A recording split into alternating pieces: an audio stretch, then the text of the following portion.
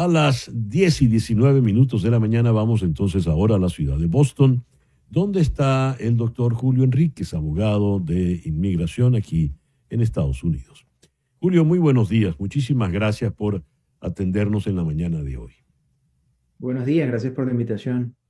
Julio, ¿en qué estatus están estos 238 venezolanos que fueron llevados, se dice, les dijeron que iban a ser deportados a Venezuela y aparecen en una cárcel de extrema seguridad en El Salvador?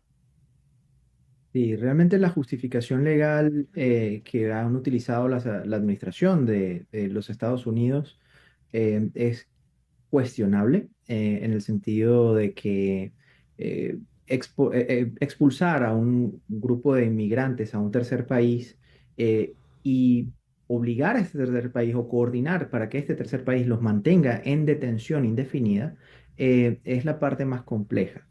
Si bien la administración de los Estados Unidos siempre ha tenido la posibilidad de deportar a individuos a un tercer país cuando se considera que este tercer país es seguro, la situación se vuelve más compleja cuando el gobierno de los Estados Unidos le paga al tercer país para que los mantenga en detención sin haber Mm, tenido un delito en este tercer país, sin que ese país tenga mm. jurisdicción para determinar si ellos son delincuentes o no, si ellos eh, eh, deben o no estar detenidos.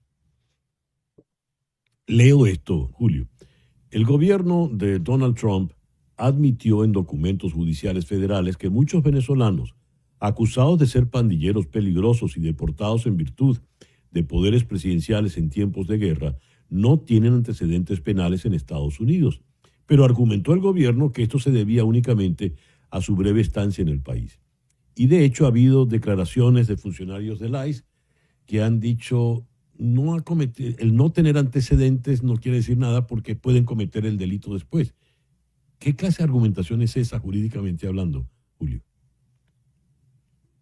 Bueno, desde el punto de vista jurídico no tiene mucho sentido. Hay un elemento allí, ¿no? Por donde viene el argumento fundamentalmente es, lo que están tratando de decir es, los hemos identificado como miembros del Tren de Aragua. Y ahí es Ujú, donde viene tal vez el problema. Hay un organismo que es el Departamento de Investigación de Seguridad Nacional o HSI por sus ujú, iniciales en inglés, que hace un proceso para identificar si alguien es un miembro de una pandilla, utiliza factores ujú, absolutamente subjetivos y tal vez la parte más complicada es que no existe ningún mecanismo de debido proceso. Es decir, ujú, una persona que tenga un tatuaje del Real Madrid y que tenga una foto en una de las redes sociales o haciendo un símbolo con la mano que es sumamente común, puede ser suficiente para este organismo determinar que esta persona ya tiene dos identificadores de ujú. vinculación con una pandilla y la persona no tiene ningún tipo de mecanismo de debido proceso, no puede defenderse ante estas alegaciones.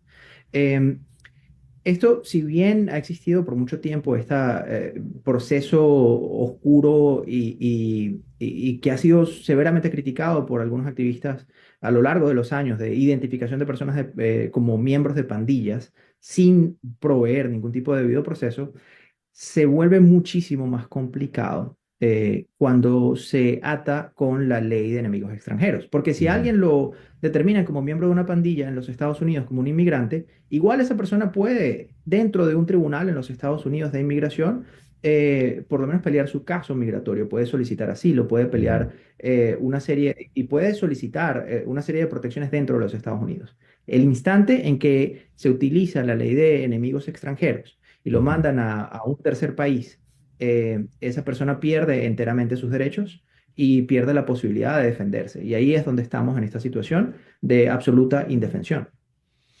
¿Qué puede hacer entonces, por ejemplo, el familiar que descubre que tiene al esposo, como un caso que nos contaron más temprano en el programa, que el esposo tenía una cita para tramitar su asilo y cuando llega lo detienen, entre otras cosas por el tatuaje, y ahora descubren que está en El Salvador? En ese caso puntual, por ejemplo, ¿qué puede hacer la esposa?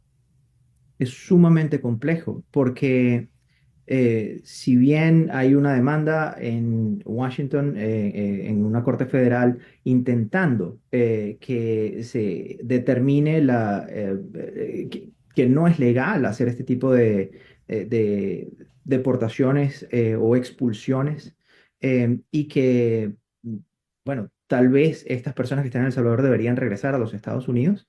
Ujú, em, Ahora mismo está en una situación muy compleja porque no están en los Estados Unidos, tendrían que utilizar el mecanismo legal dentro de El Salvador, que sabemos que el SECOT y una serie de leyes internas en El Salvador han limitado muchísimo los recursos de habeas corpus o los recursos para que las personas puedan intentar obtener la libertad.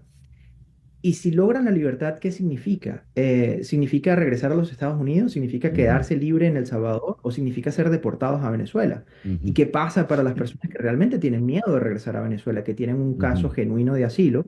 Eh, no hay una respuesta razonable para esto, porque la persona podría lograr su liberación de El Salvador demostrando que ese individuo realmente no tiene ningún vínculo con una pandilla y no tiene antecedentes criminales y no tiene una justificación para mantenerlo allí detenido, pero el alivio potencial inmediato sería que entonces los manden a Venezuela.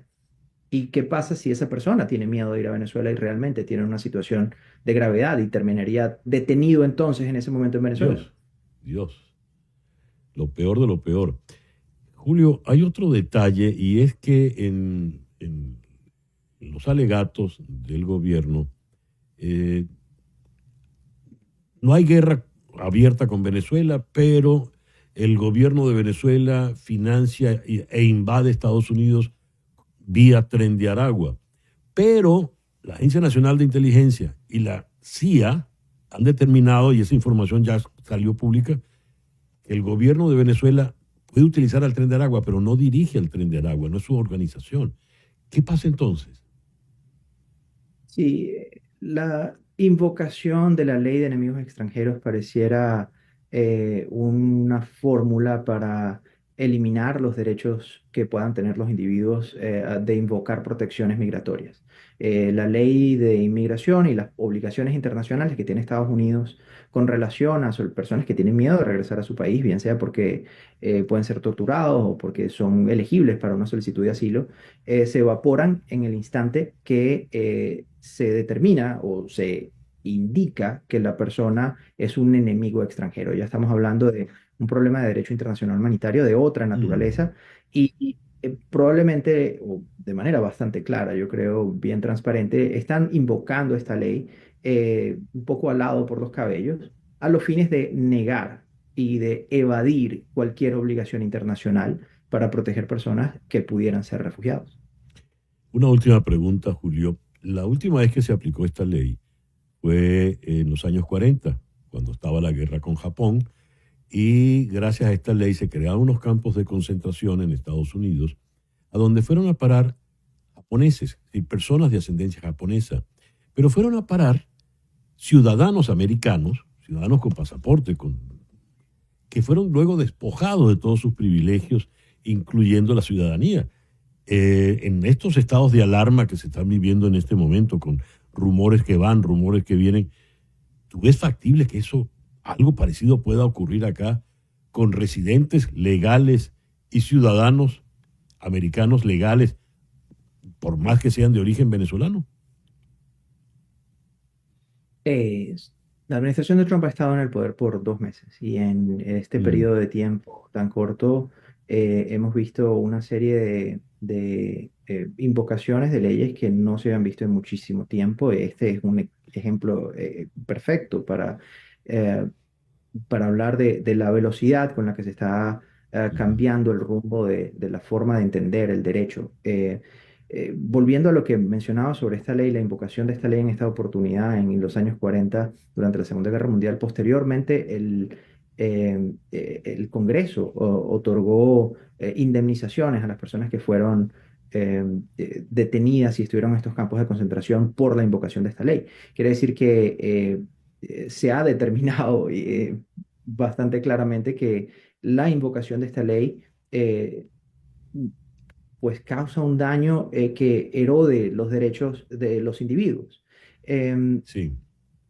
Y esta erosión de los derechos es algo que estamos viendo en este momento, y el miedo de que esa erosión continúe es clarísimo, y por lo tanto creo que es muy importante que las organizaciones de derechos humanos y que la comunidad y la sociedad civil empiecen a enfrentarse a, a la posibilidad de que esa erosión continúe.